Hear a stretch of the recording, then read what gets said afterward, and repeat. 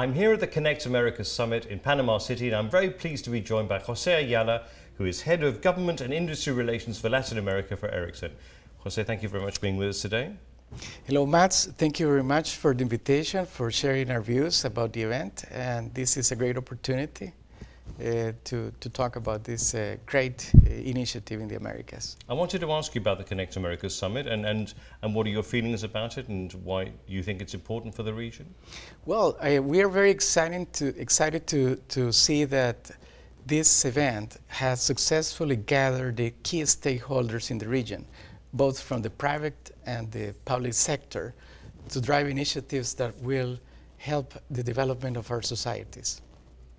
In terms of the initiatives that have been discussed here and promoted here, what's your opinion of them? Well, Latin America is a very diverse region. We have close to 600 million people and several languages in different conditions. This event is a unique opportunity to identify initiatives based on broadband, and especially mobile broadband, that will help enhance the quality of life of the people living in the countries in the region.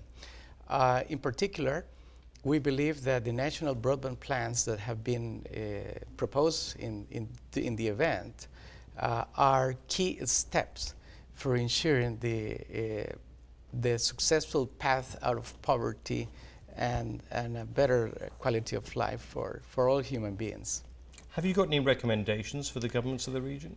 Well, yes. I think most of the initiatives are very interesting, and the governments are paying attention to different broadband initiatives in the region.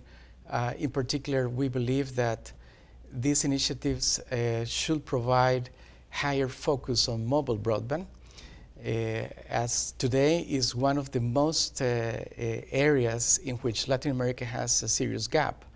The region has over 600 million people now in almost 50 countries, and mobile penetration is already, on average, is about 106% in the region. And there are about close to a dozen countries which have reached higher penetration rates, even some in the order of 200%. But mobile broadband is still at 10% of penetration in the region, so there's lots to do in this area. We will recommend the countries to stress the need of mobile broadband into their programs, also to follow a transparent and a consultative approach when developing their national broadband plans, and pay more attention to the release of a spectrum. There are some bands which could potentially increase the capacity of traffic in the region.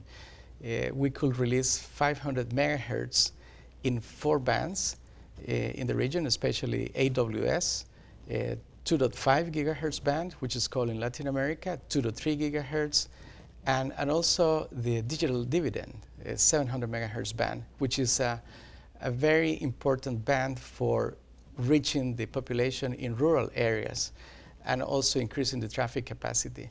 So we will recommend the governments to highlight the importance of the release of the spectrum, and also this increasing the spectrum caps so the end users get the most successful experience when using the services everywhere they need it. Some other suggestions will be to consider facilitating the deployment of infrastructure, mobile infrastructure, since more sites will be needed in the near term, and the expedite processes will help providing these services to all the people in the region. And what's Ericsson's vision for the Americas region? We believe that the world will become a fully networked society. We launched the concept 3 years ago, and we have led the industry towards our vision. The world now has surpassed the successful deployment of voice-based mobile services all over the globe. Mobile services are reaching 90% of the world's population. And now we see a massive takeoff of mobile broadband services, which is data communications. And the next phase will be the massive spread of mobile services to other industries like health, transport, education, to mention few. And here is where mobile broadband will reach machine-to-machine communications beyond people.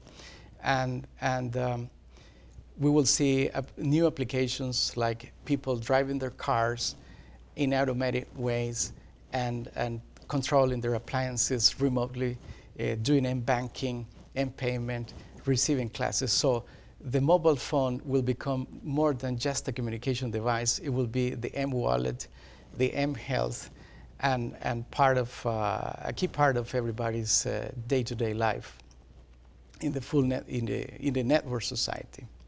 Jose Ayala, thank you very much for being with us today. Thank you so much, Mats. This is a great event, so we want to thank the ITU for all the coordination and this brilliant initiative. Well, thank you for your participation. Thanks.